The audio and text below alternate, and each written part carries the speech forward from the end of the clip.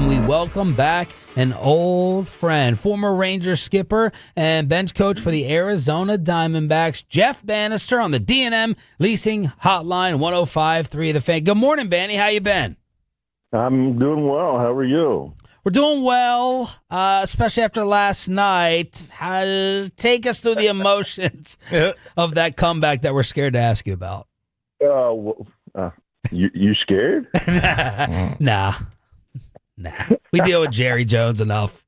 Yeah, it's you know what? Listen, it was.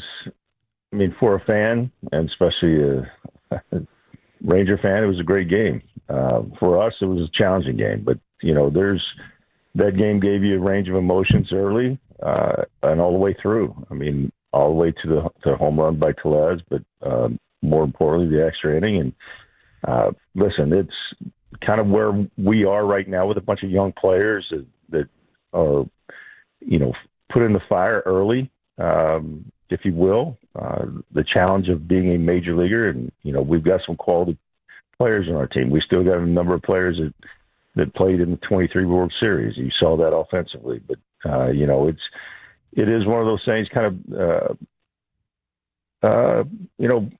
how our season has gone to speak about it.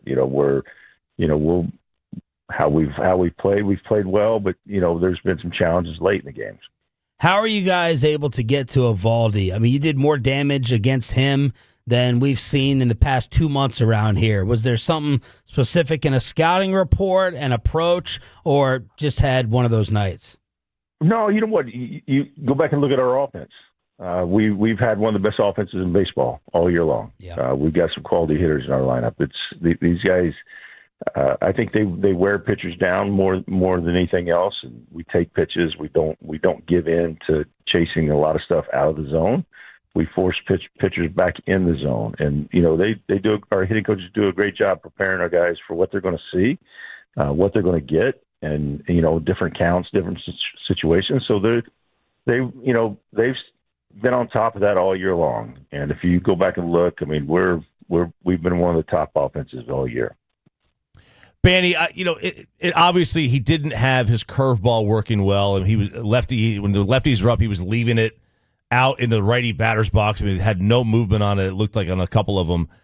As a hitter, when you see a pitcher just not being able to control a certain pitch, do you take that out of your mind that he's going to use it? And from the flip side, as a manager, are you telling a pitcher when they don't have a pitch that night, let's move away from that? How does that work? Well, you know what? You can't just eliminate your own pitch, right? If it's a quality pitch for you, you still have to be able to find spots inside the game to utilize it, and in hopes that you get it back, right? I mean, that's part of it. But as a hitter, when we talk to our guys, listen, we're ultra aware of what is going on inside the game. Our guys pay attention. Our coaches pay attention to it also. We will give our guys that type of information. And when you can eliminate a pitch as a hitter, if it's a breaking ball, the guy doesn't have his break, it's not throwing for strikes, it's not a quality pitch for him. If you can eliminate that, then it makes your job a little bit easier, right? And so you start zeroing in on, if it's the fastball and he has to use a fastball, what window is it coming out of? Where do I need to push him more out over the plate, or do I want to bring him back into me? But believe me, when you start limiting pitches on the hitters, you're going to be in trouble in this league. How early in the game typically can you tell if a guy has something or not? First inning, second inning. The guys walk out and you can see the stuff coming out of their hand pretty quickly, and how they maneuver from inning to inning, and obviously, you've got technology in the dugout now. I mean, our guys are well-versed with spin rate and all the vert and horizontal movement on pitches, and that'll change. And so we stay on top of that during the game.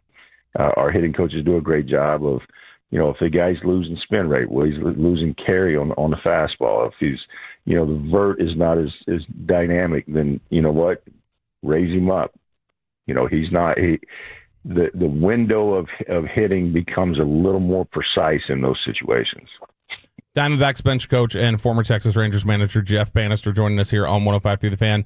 Banny, you guys have you guys have played several games over the last few years here in Texas, and there's been a discussion this year that there's just something about the way this ballpark is playing, and it's become a really strong hitter's park. What have you noticed about just in general the way that it plays and the kind of discussions you guys have about playing within these confines? Yeah, you know what, when I was part of the design team on the stadium, and one of the things that we talked about when we were putting the plans together, that we wanted an offensive ballpark. We wanted the ability to have offenses play well in this ballpark, is namely the Texas Rangers, right? And so coming in as a visiting team, that going into it, the ball is going to fly. That there's a lot of space in the outfield as well. Listen, there's all the different, heights of the fences and everything. So there is a lot of offense to be had here. And that we talk more to our pitchers and defense about it than we do our hitters. The hitters know that already. They walk out there, they take BP, they know it. So we talk more to our pitchers on, listen, you got to be a little better locating your pitches. You got to be a little more frugal in what you're doing. You got to attack in certain situations, and there are certain situations where you got to find a way to get these guys to hit the ball on the ground, which the Rangers don't do very often. Banny, what is your overall assessment of the Rangers season? And in scouting them, we always ask this to the football coaches. You're taking the last 3 games of film. What do you do in baseball? Like, take the last week, 2 weeks? How does all that get condensed to prepare for the Rangers series? And your just overall thoughts on their season? Yeah, you know what? That's a great question. Right, their overall season, you look at them, they've performed very well off the mound. Right, it's a great defensive ball club. They don't make too many mistakes defensively. They cover the routine play, and they can make some dynamic plays on you. But their pitching has been kind of their moniker all year long. I think they thought coming into the season their offense was going to be their moniker, and offenses become a little bit fickle at times too. It can be challenging, and when we look at them, those are the things that I look at, like how is their offense playing, and I look at the entire body of the season, but I go back and I look at last 10 to 12 days on a hitter and what they are doing, where are they at right now, and how they've been performing, and that tells a better story than looking at the whole picture, because the whole picture gets a little muddled at times. You think, well, these guys are performing really well, but last 10 days, they've been super challenged in what they're doing. They're not barreling baseballs. But listen, this is still any time that you've got Simeon and Seager in the lineup. They're Garcia. It can be a potent offense. I mean, we saw that last night. Langford I don't think he had a home run in his last 100 at bats. Maybe I should have went back and looked at the last game. So, it's an offense that can explode on you. You got to make pitches. And I think more than anything else that this, momentum is real in baseball. I just, their offensive momentum just has not gained traction for lengthy periods of time all year long. Banny, you guys are going to go up against Jack Leiter tonight. He's somebody who, has had some ups and downs in terms of just he was considered one of the top prospects. Then people were kind of low on him. He's bounced back and had a decent year this year. What have you guys seen from him as you've prepared scouting reports and gotten ready to go against him tonight? Well, first of all, I mean, it's a big arm, a big fastball, a guy that can get it by you if you're not, don't get your foot down and ready for the fastball. I mean, I don't think anybody's going to get off of that tonight. Listen, this is anytime you face a young kid like this, there are days that he's going to have electric stuff, and there are days that, it may not be as sharp. I think for any young player, that is the challenge of being in the big leagues. How consistent can you go out and perform any given night? So for us, I'm not going to give up all of our secrets to you. I know that Shan would be rushing over and telling Boach everything I said on the radio. The great Jeff Bannister on the D&M Leasing Hotline. I would like to ask about a pitcher you know very well. What are we getting in Merrill Kelly? Tremendous human being to start with. We miss him a lot. This is an ultra competitor. You do the backstory on Merrill.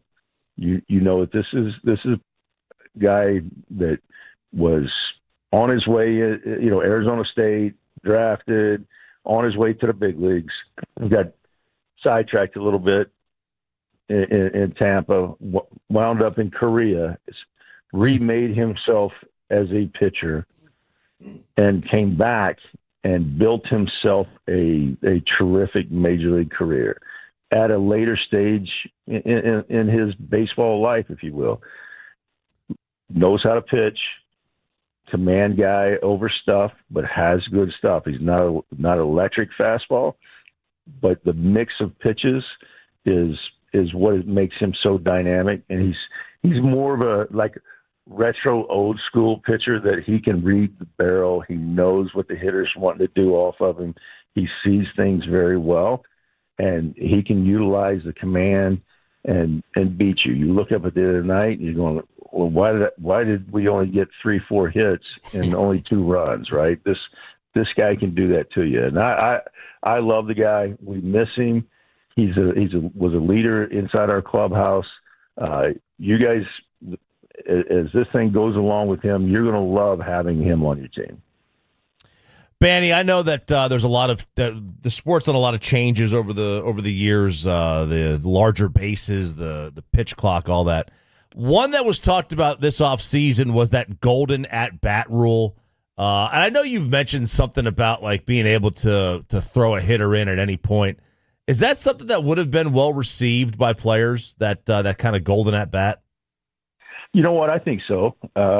Listen, we've talked about this before and a lot. I think that we've kind of just scratched the surface on things that we could probably do in our game to really make it. I mean, our game's exciting anyways, and the traditionalists will freak out when we start talking about things like this. But I think players would love anything that is going to make our game a little more exciting, a little more challenging at times, add some more strategy into it. But to have that opportunity, I mean, it'd be like a WWE show, right? I mean, you bring in somebody out of the dugout that everybody wants to see, having it back during a crucial time think about if you could have used a guy like Barry Bonds anytime you wanted to. I mean, how awesome would that be? So, but I think as baseball continues to progress, we'll see things like that. And it kind of makes me exciting because as a manager or as a coach, being able to utilize some more strategy in our game is, I think it'd be a lot of fun, not only for us and the players, but the fans. Well, look, you've always been an all-time interview. We absolutely miss that around here, and we appreciate you coming back on the show. It's great to hear your voice, and hopefully you're able to enjoy some time back here in Texas. And Choppy said he's got the check today, so don't reach. Well, then we need to go somewhere big then. Yeah, there we go. About 32-ounce ribeye lunch. There we go. Banny, thank you, man. All the best.